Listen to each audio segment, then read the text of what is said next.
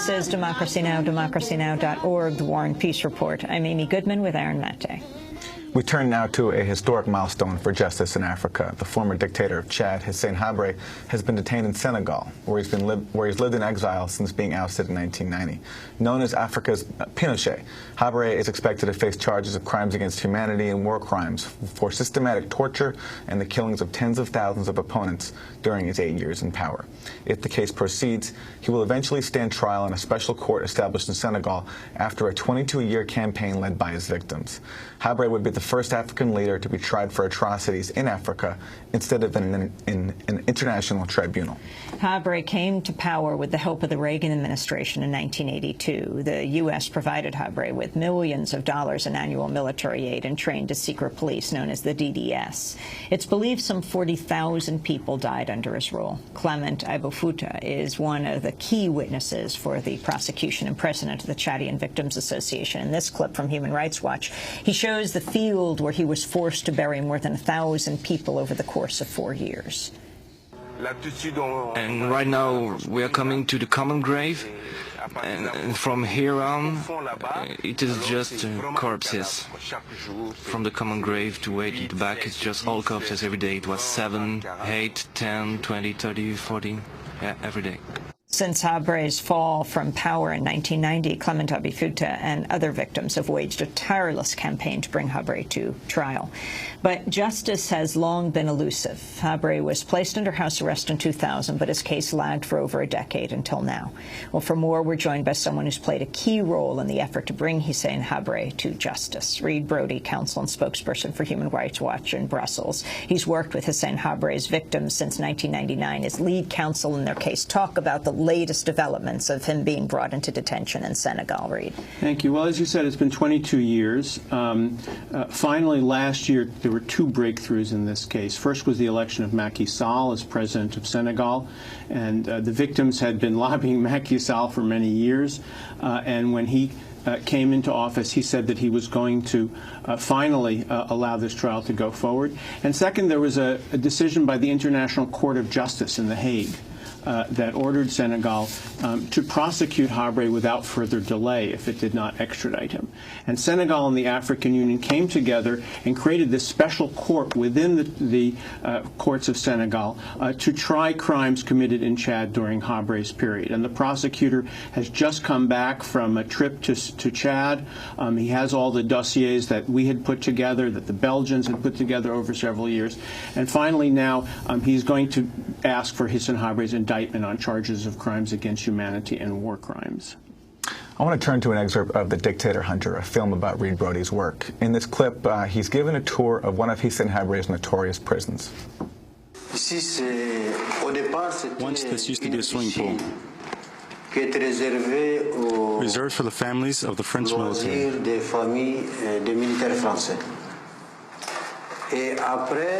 Later on, Hissène Habré turned the pool into a jail, a unique prison.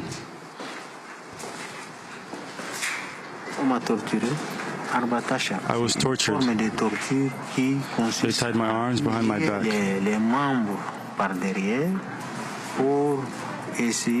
to stop the blood circulating and to paralyze one's arms and legs, to make people lose their limbs. In this cell, for example, there were 30 people. All cells were full. There was no oxygen. People died of lack of oxygen. It is a very cruel way to torture someone. Every morning we would knock on the walls like this. The people in the cell next to ours would do the same, to show us they were still alive. If someone died, we would ask them to take away the corpse. They would say, "How many are there?" If we said 2 or 3, they told us to wait till there were 5. Those who suffered most, we would lay on the corpses, as they were a little cooler. We slept on them till they were taken away. That's Ismail Hashim from the film The Dictator Hunter. Reid, can you talk to us about the role of Hissène Habré's victims in bringing him to justice? Well, what's very interesting about this case is that it's not being driven by The Hague or some international diplomats or prosecutors. This is a case where really the victims are the architects of the effort. And it's been this 22-year campaign by people like the people you saw on the screen pressing for justice. And so it's a very empowering kind of a process. And the victims will actually be parties in the trial. The victims will have their own legal team. And what we hope is that when this trial is broadcast all over Africa and back to Chad, and people see the Chadian lawyers, the Chadian victims presenting their testimony, examining witnesses, Chadian lawyer cross-examining Hissène Habré, that this could be an inspiration to people who are looking for justice all around the world. Can you talk about the role of the United States in propping up Hissène Habré for all of the years that he was in power? Sure. The United States saw, under Ronald Reagan, saw Hissène Habré as a bulwark against Muammar Gaddafi. Just as President Reagan took office, Gaddafi and the then president of Chad, Gukuni Wedi, had signed an agreement to merge. And Libyan troops were entering Chad and occupying the north of Chad.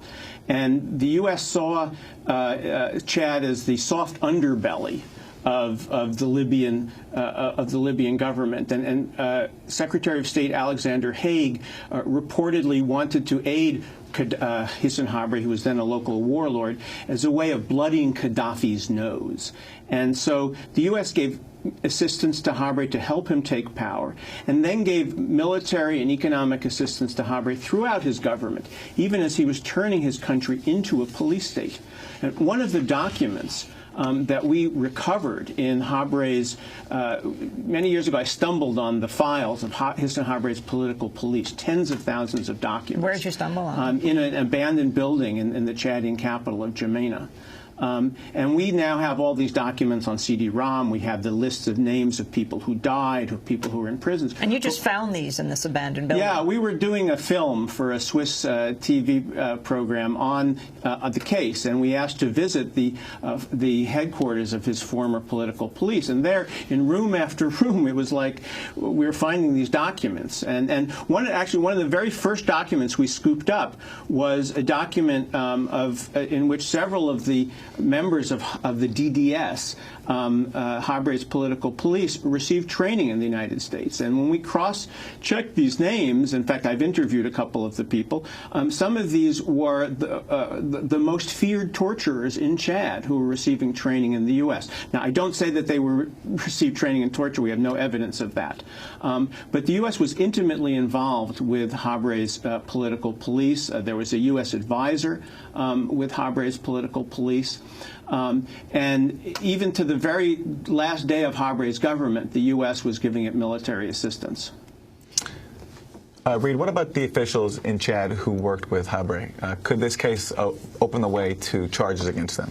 Well, it already has, in fact. I mean, we've been hoping that the approach of a trial of Hissène Habré abroad would also change the situation in Chad, because many of these people remain in powerful positions. And in fact, one of them, a police chief who is being sued by his victims in Chad, tried to assassinate the Chadian lawyer, Jacqueline Moudena, who's leading the case in Chad. He had a grenade thrown at her.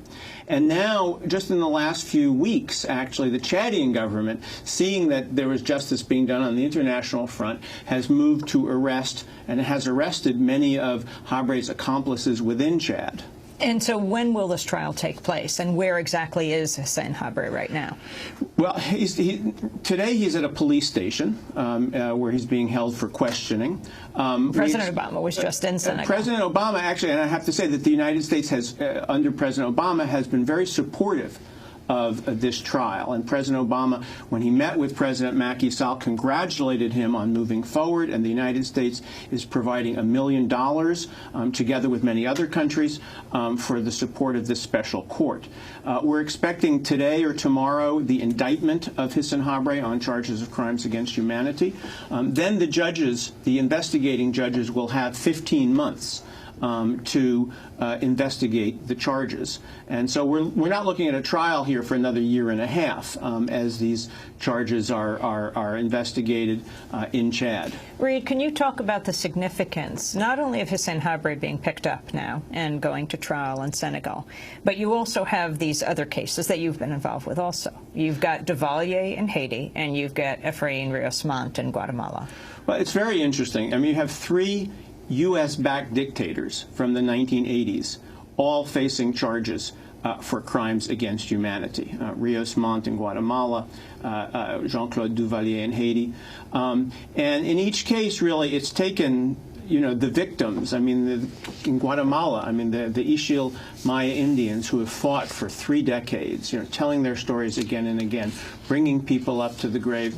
In each case, the victims have struggled for all this time. In Haiti, people like Bobby Duval and Michel Montas, you know, who refused to allow fear to dominate. And when Duvalier came back into the country, you know, they filed charges. And, you know, this is a different kind of a justice from The Hague. This is justice at a national level, where the victims are the architects of the procedure, where the cases are being played out, you know, in front of the Guatemalan people, in front of the Haitian people. In the case of Senegal, of course, it's the cases happening in Senegal. And one of our big challenges for the case of Hissène Habré is to make sure that this trial in Senegal is accessible on TV, makes a difference to people back in Chad. But this is a very positive development for justice at the national level. How will you make the case of Hissène Habré available to people all over the world, the trial of him? Well, the budget that we've helped to put together includes over €1 million, $1.3 million for outreach activities, for televisions, for community meetings, for bringing journalists and human rights activists from Chad to Senegal, bringing journalists from Senegal to Chad, because these countries are very far apart and don't have any direct way, even means of communication. Why is it important to put this trial out to the world? Well, because I think for many reasons. First of all, we have 15 seconds. Sure, to show that victims can bring to justice a dictator. And I think that, you know, this case was inspired by the Pinochet case, and we hope that this case will inspire many others. Reid Brody, I want to thank you very much for being with us, counsel and spokesperson for Human Rights Watch. This is Democracy Now!, democracynow.com.